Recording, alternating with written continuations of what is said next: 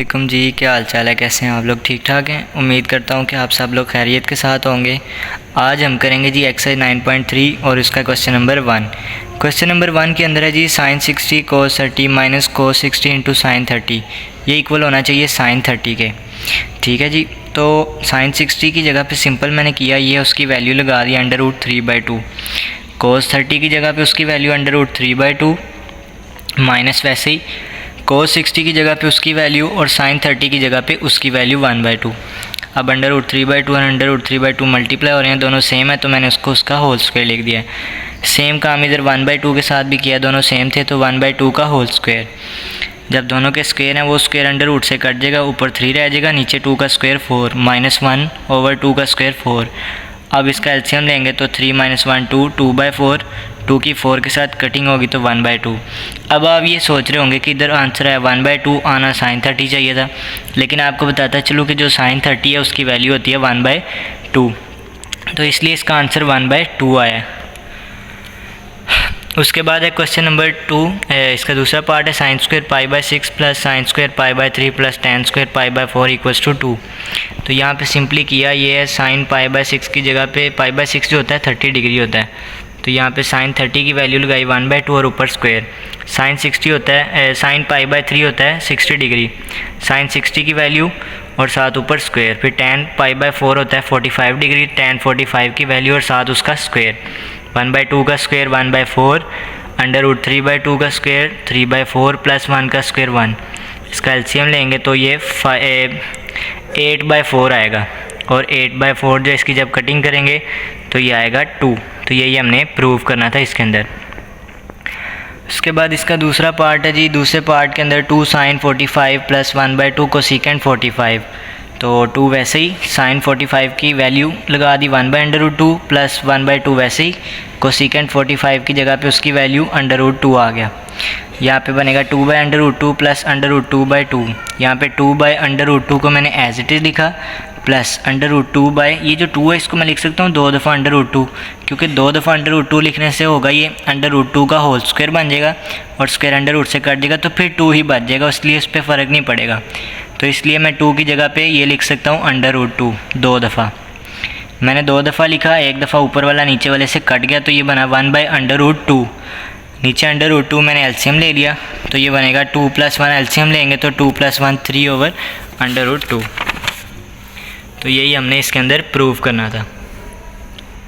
Same काम इधर भी sine square π/6 plus ratio sine square π/4 sine square π/3 ratio sine square π/2। π/6 होता है 30 डिग्री, π/4 होता है 45 डिग्री, π/3 होता है 60 डिग्री और π/2 होता है 90 डिग्री।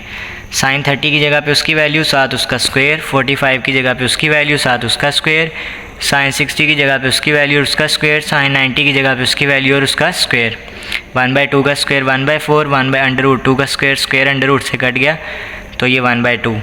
उसके बाद √3 का स्क्वायर ये बनेगा 3/2, 3/4, 2 का स्क्वायर 4 सॉरी, और ये 1 का स्क्वायर 1 आ जाएगा। अब हम इसको पूरी क्वेश्चन को 4 से मल्टीप्लाई करेंगे, क्योंकि क्वेश्चन के अंदर जो प्रूव है वो है 1 रेशो, शुरू में 1 है तो शुरू में 1 बनाने के लिए देखें नीचे इसके 4 है, तो मैं पूरी इक्वेशन को 4 से मल्टीप्लाई कर दूँगा। इनको बारी बारी मल्टीप्लाई करूँगा, इनकी कटिंग वगैरह करने के बाद 1:2, 3:4 4 ये प्रूव हो जाएगा। ये था जी आपका क्वेश्चन नंबर 1। अब चलते हैं क्वेश्चन नंबर 2 की तरफ। क्वेश्चन नंबर 2 है, इसका पहला पार्ट है जी, इसके अंदर कहता है tan π/3 माइनस tan π/6 और 1 + tan π/3 इंटू tan π/6।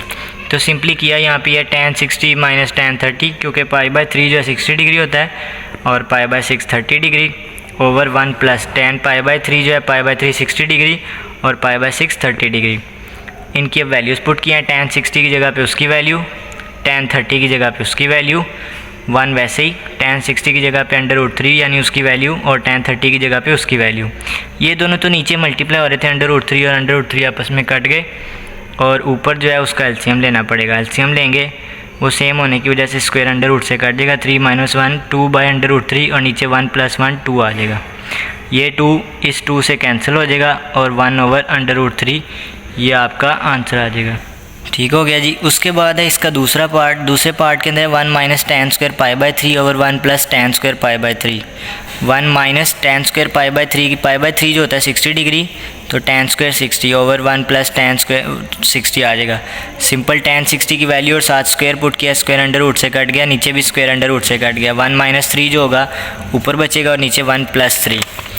1 माइनस 3 जो है -2 के इक्वल और 1 प्लस 3 4, कटिंग करेंगे तो -1/2 आंसर आ जाएगा। अब हम चलते हैं जी क्वेश्चन नंबर 3 के अंदर। इसके अंदर उसने आपको sin 2 थीटा दिया हुआ है, 2 sin theta into cos theta. इसकी आपने वैल्यू फाइंड आउट करनी है। इसमें करना आपने ये है कि पहले थीटा जो है 30 डिग्री पुट करना है, फिर थीटा आपने 60 डिग्री पुट करना है। करना कुछ नहीं है इसके सारे पार्ट्स के अंदर, सिर्फ आपने सिंपली थीटा की जगह पे पहले 30 डिग्री पुट करना है, फिर 60 डिग्री करना है। जैसे कि यहाँ पे इसकी राइट हैंड साइड, अगर मैं लेफ्ट हैंड साइड लूँ तो उसमें sin 2 थीटा, sin 2 वैसे ही थीटा की जगह क्योंकि पहले 30 पुट करना है तो 30 आ गया, 2 को 30 से मल्टीप्लाई किया 60 डिग्री, तो sin 60 की वैल्यू √3/2। इसकी राइट साइड पे जाएंगे, 2 sin theta into cos theta.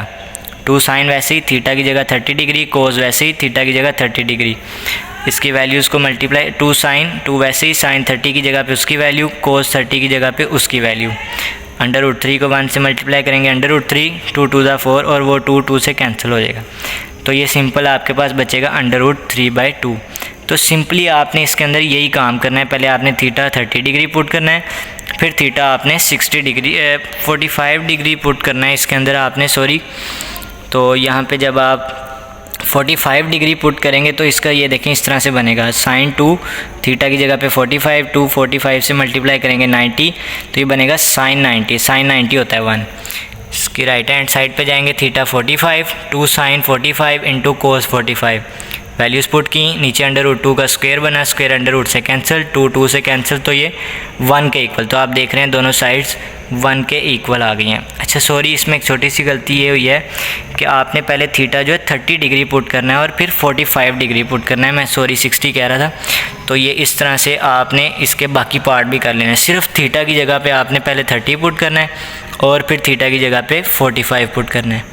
फिर है जी इसका क्वेश्चन नंबर 4। क्वेश्चन नंबर 4 के अंदर है आपके पास find x if tan square 45 minus cos square 60 equals to x sin 45 cos 45 into tan 60। Simple यहाँ पे किया ही है। tan 45 की जगह पे उसकी वैल्यू 7 स्क्वायर माइनस cos 60 की जगह पे उसकी value 7 square equals to x, वैसे ही sin 45 की जगह पे उसकी वैल्यू और cos 45 पे उसकी वैल्यू 1/√2 और tan 60 की जगह पे √3।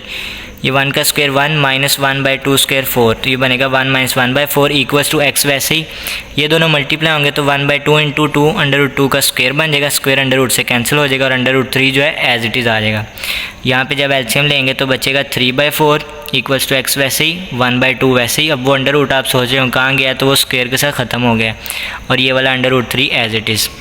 अब ये 1/2 जो है ये इधर डिवाइड हो रहा है, उधर जाके 3/4 के साथ मल्टीप्लाई हो जाएगा और इसकी कटिंग करेंगे, यहाँ बचेगा 3/2 और उधर √3 इंटू x। अब मुझे चाहिए क्योंकि x की वैल्यू, तो ये √3 जो है x के साथ हो रहा है मल्टीप्लाई, उधर जाके डिवाइड हो जाएगा, तो ये बनेगा 3/2 √3।